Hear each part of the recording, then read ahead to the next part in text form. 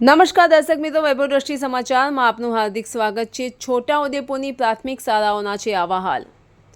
છેલ્લા 1 વર્ષથી પણ વધુ સમયથી 50થી વધુ વિદ્યાર્થીઓને પતરાના શેડ નીચે બેસીને ભણાવવામાં આવી રહ્યા છે। આવા દ્રશ્યો જ્યારે સામે આવે છે ત્યારે ખરેખર રાઇટ ઓફ એજ્યુકેશનની મોટી વાતો કરનારાઓને સવાલો પૂછવાનું મન થાય। રાઇટ ઓફ એજ્યુકેશનના મોટા ભાષણો તો કરવામાં આવે છે, પરંતુ જ્યારે હકીકતોથી રૂબરૂ કરવામાં આવે છે ત્યારે તેમની પાસે કોઈ જવાબ હોતા નથી। છોટાઉદેપુરના નસવાડી તાલુકાના ખાપરિયા ગામના દ્રશ્યો સામે આવી રહ્યા છે, જેમાં 50થી પણ વધુ વિદ્યાર્થીઓ છેલ્લા 1 વર્ષથી પતરાના શેડ નીચે બેસીને ભણી રહ્યા છે। નસવાડી તાલુકાના ખાપરિયા ગામમાં 1 થી 8 ધોરણની પ્રાથમિક શાળાઓ છે। પ્રાથમિક માહિતી અનુસાર છેલ્લા 1 વર્ષથી આ પ્રાથમિક શાળાનું સમારકામનું કામ ચાલી રહ્યું છે, જેને કારણે વિદ્યાર્થીઓ માટે આ વ્યવસ્થા ઊભી કરવામાં આવી છે।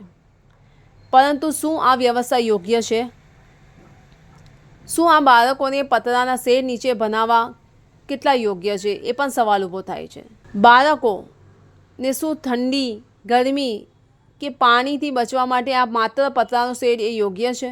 જ્યારે પણ કોઈ પ્રાથમિક શાળાનું સમારકામનું કામ ચાલતું હોય છે ત્યારે એની અવેજમાં જે જગ્યા લેવામાં આવતી હોય છે તેનું ભાડું પણ સરકાર દ્વારા ભરવામાં આવે છે। તો પછી આવી રીતે પતરાના શેડ નીચે ભણાવવાનું કારણ શું?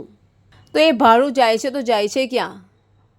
શું ગવર્મેન્ટ દ્વારા માત્ર ને માત્ર પતરાના શેડ નીચે ભણાવવા એટલું જ ભાડું પ્રોવાઈડ કરવામાં આવે છે? ખાપરિયા પ્રાથમિક શાળામાં ધોરણ 1 થી 8ની શાળા આવેલી છે ને અહીંયા અમારે એક વર્ગખંડ છે, તેમાં છે તો બાલવાટિકા અને પેલું બીજું ધોરણ બેસે છે। અહીંયા શેડમાં 3 થી 5 ધોરણ બેસે છે અને 6 થી 8ના બાળકો ગ્રામ પંચાયતમાં બેસે છે। વર્ષથી આ તકલીફ છે ને હાલમાં અત્યારે અમારે બાંધકામ ચાલી રહ્યું છે, એટલે 1 વર્ષની અંદર આ તકલીફમાંથી અમને મુક્તિ મળી જશે। શૌચાલય પણ છે અને પાણીની સુવિધા પણ અમારે છે। એમને છતાં ભણવામાં વરસાદ આવતો હોય તો થોડીક તકલીફ રહે છે, કારણ કે બધું ભીનું થઈ જાય છે, એ થોડી તકલીફ પડી। 5ના બાળકોને વર્ગખંડમાં જ બેસાડવું પડે છે, કારણ કે એટલું એ નહીં રહેતું, બધું ભીનું થઈ જાય છે। રાઉત ઉષાબેન ઈશ્વરભાઈ।